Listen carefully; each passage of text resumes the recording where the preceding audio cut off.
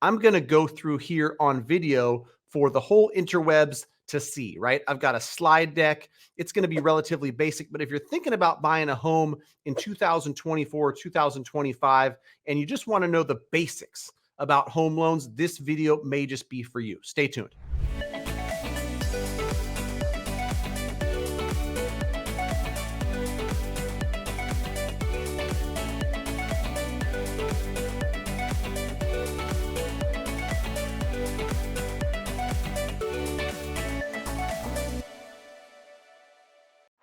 All right, Matt Gouget, Matt the Mortgage Guy, residential mortgage broker, licensed in 48 states, greatmortgagebroker.com. That's the form you go to, you fill it out, you get connected with me and my team. We're happy to help you in 48 states. Let's jump right into it.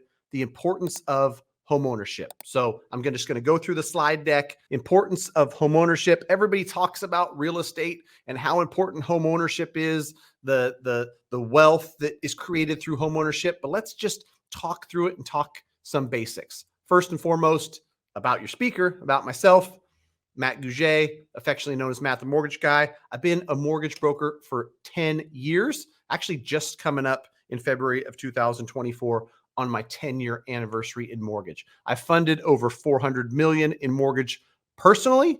I've been part of teams that have funded, billions in mortgage, but personally, I've wrote over $400 million in mortgages. I'm an investor myself. So when I talk to investors, I generally feel like I can advise them through the eyes of somebody who's also an investor in real estate. For those who are getting started and they're trying to buy their first home, I have the fourth bullet point on there. I left home at 16.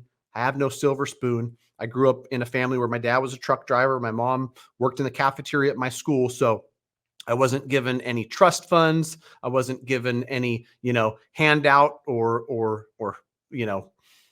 anything, right? And I was able to find a way to purchase real estate, to invest in real estate. So that bullet point is for you, the listener who doesn't know if it's possible for you personally. I'm here to tell you it is. All right, let's get into it. What is a loan originator? What do I do, right? As a mortgage broker, I guide borrowers through the home buying and refinancing process. That means you come to me and how does it work? Here's an application. Here's what you need to upload. I talk you through all the numbers, what to expect, and we won't get into details on that, but that's the job of a loan originator. Works hand in hand with real estate agents, not only to help buyers determine their budget, but also help buyers prepare for what they want to do when they're submitting an offer, what the numbers look like at different price points, and make a buyer feel comfortable in what can be an overwhelming and big life decision, right? Educate people on the value of homeownership. I am talking about that in this video with this presentation tomorrow. I believe in homeownership. I believe in creating generational wealth through homeownership, through real estate. And so I talk to people about it like I'm doing now. All right, what is a mortgage? If you don't know this, this seems relatively simple, but basically, you're getting money lent to you to purchase a home. Not everybody has $400,000 sitting in the bank. Maybe you've got 20, you put down 20, bank puts down 380, you buy a $400,000 house and you make payments on that 380,000. That's the way to explain it to a fifth grader. So hopefully everybody understands it.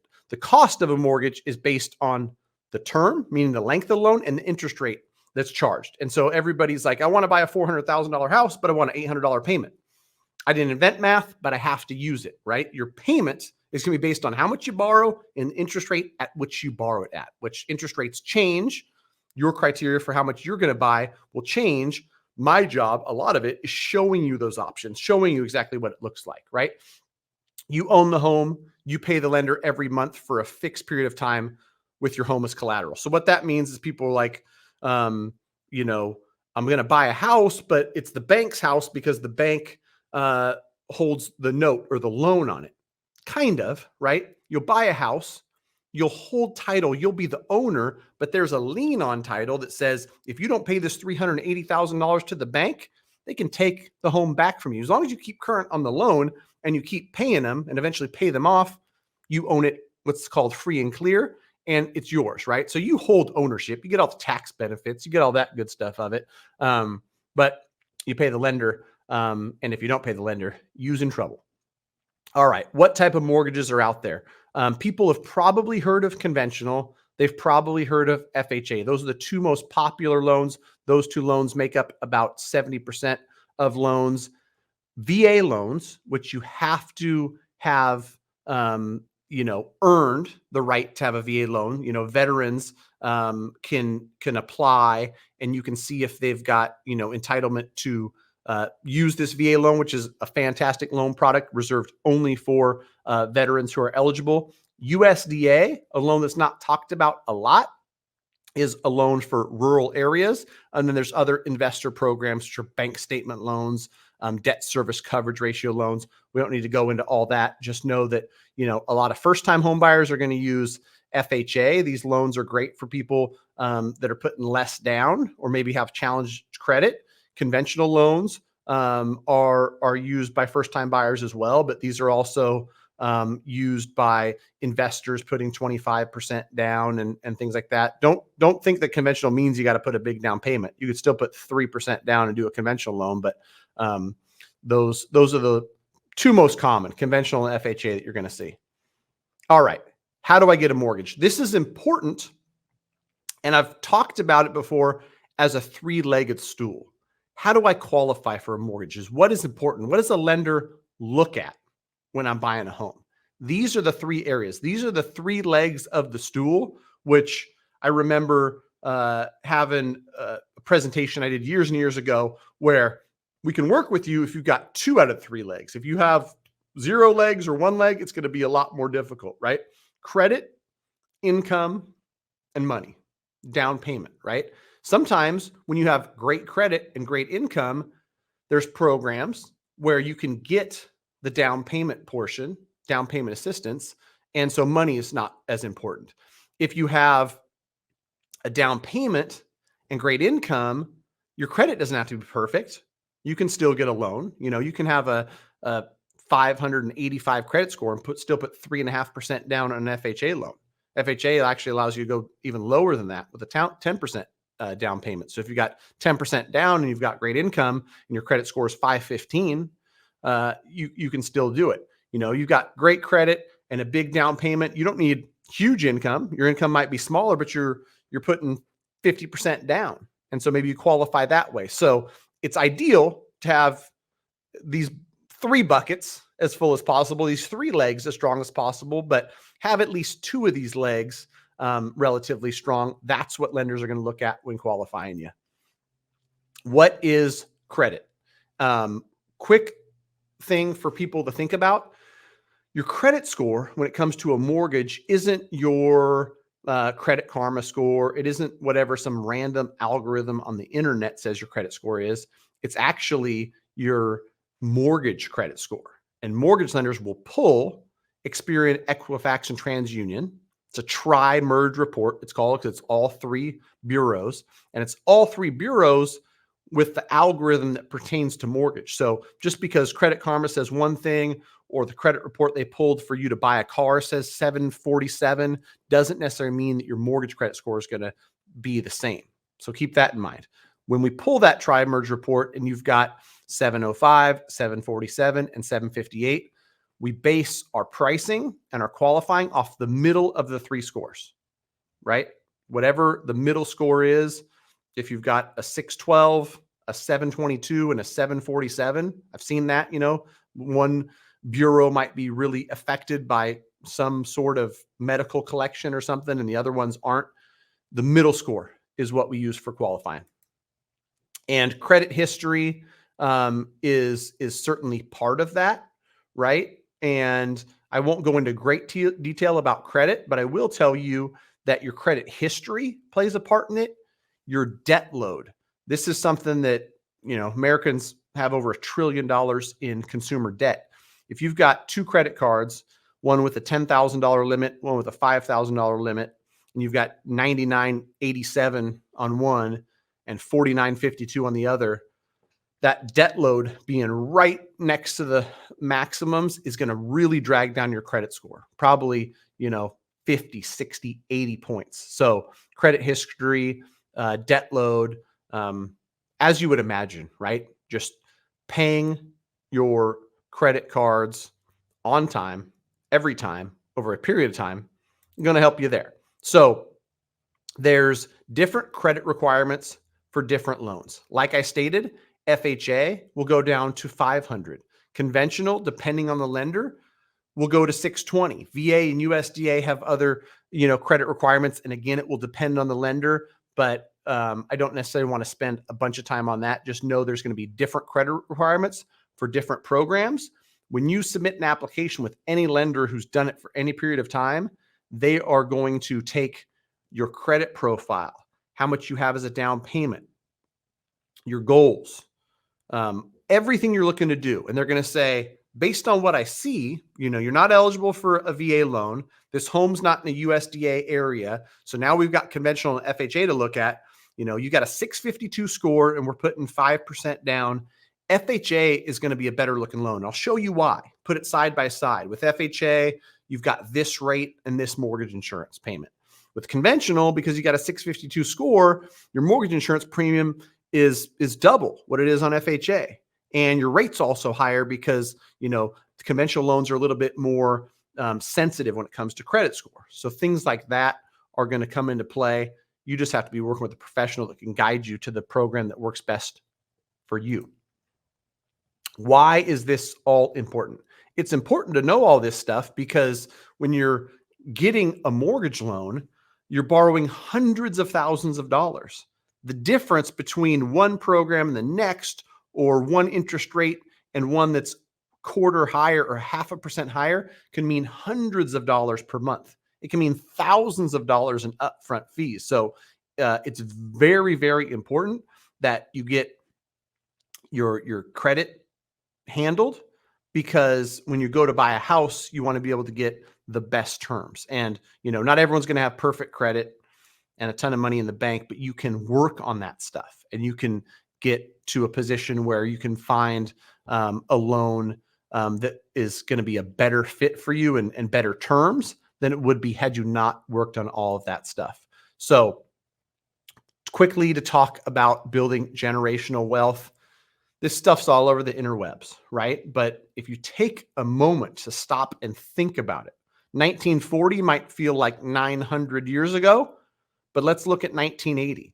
1980 is when I was born. It was also the year before my parents bought their home that I lived in throughout my childhood. And I think they paid somewhere in this range. $93,000 was the average, right? And like I said, my dad was a truck driver. My mom worked at the school. They weren't millionaires. They actually stretched, to buy a $90,000 house. It didn't take massive education or massive income or great smarts for that same house, which is now paid off, to be worth probably $550,000. Not only is it paid off, and now that's $500,000 in net worth for my pops, who's the one that owns it now. Rest in peace, my parents' marriage. Sidebar. That's the type of stuff that is available to really anybody, right? That the fact that over those 4 decades between 1980 and 2020, the average home price per the graphic has more than quadrupled.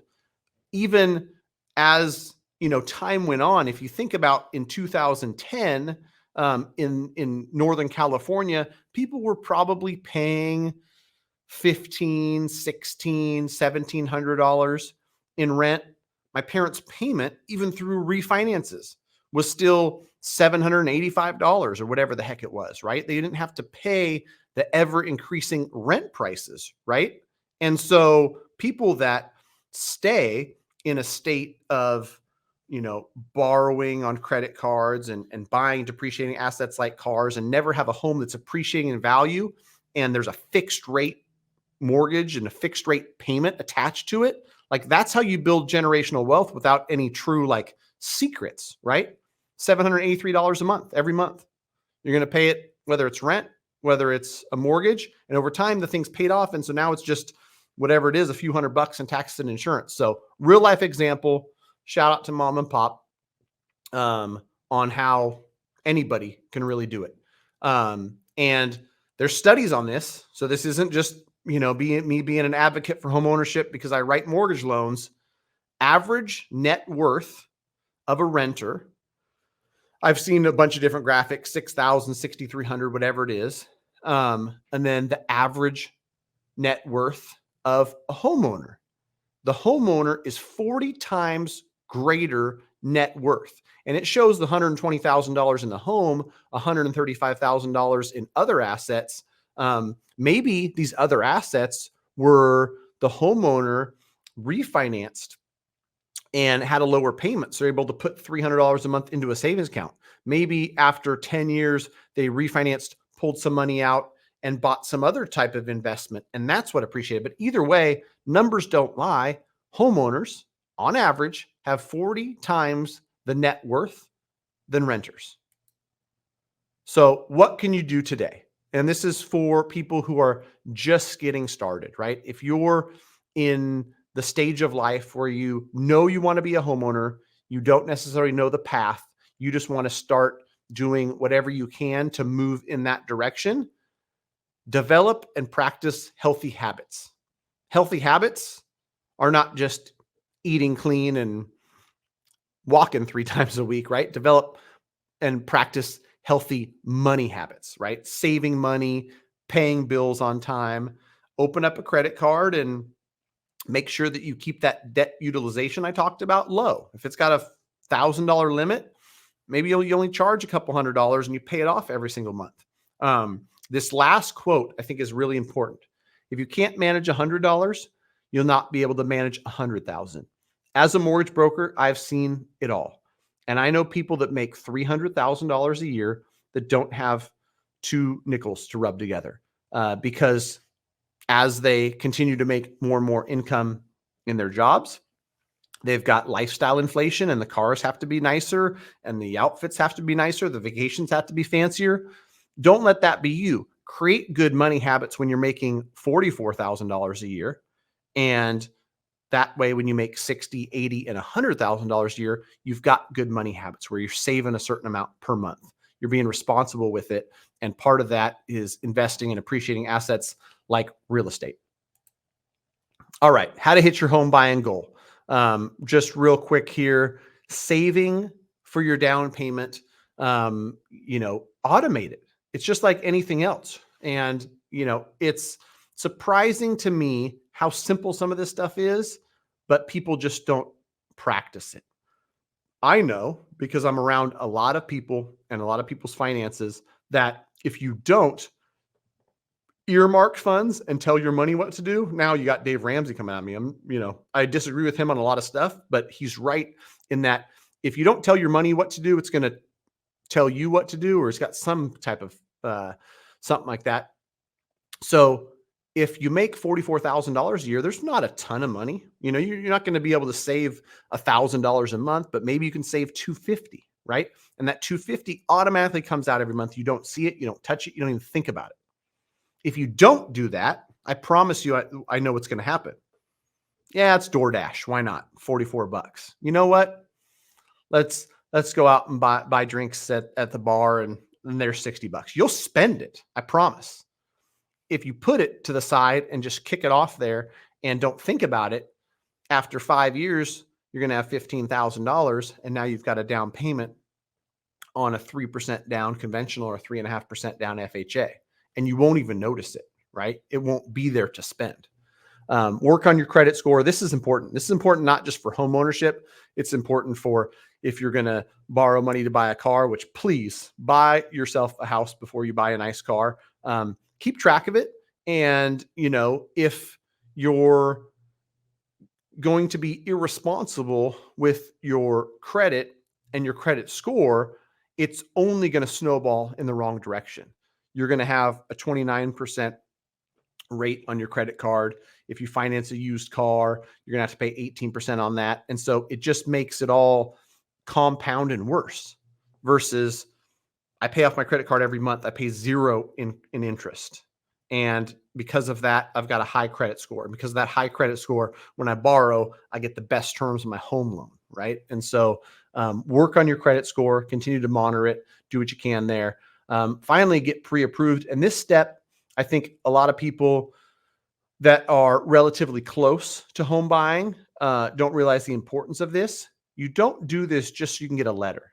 You don't get pre-approved just so that you can see a house, because it's a requirement for some agents to even open the door to show you a house. You do it because the right lender is going to collect all the docs up front. They're going to be thorough.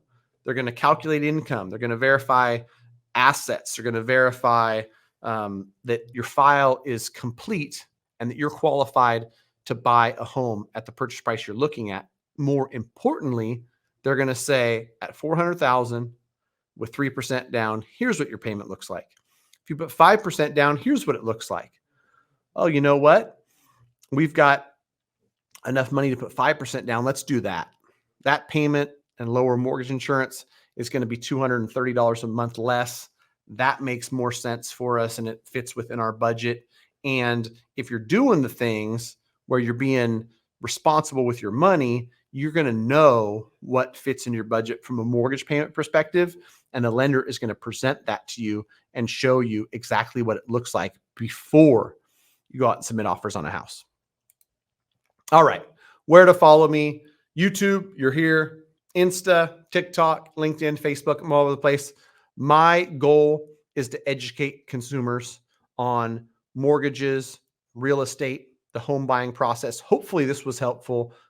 If you want to connect me and my team, again, it's greatmortgagebroker.com. Fill out the form. I just appreciate you being here. And I continue to make these videos on my channel. I've got 1,000 videos. If there's something that you can't find or you haven't seen and you say, hey, Matt, I'd love for you to go over something as far as mortgage, right? If you type in your question and Matt the Mortgage Guy with 1,000 videos, you might find it, right? What's a 2-1 buy down? What's an escrow account? Should I pay points? All those videos are made. Maybe I need to refresh them. Maybe it's not out there and you've got a great idea to present. So leave it down in the comments below. Like, comment, subscribe. Do all the things for the YouTube algo. I appreciate you. And until next time, we're going to see.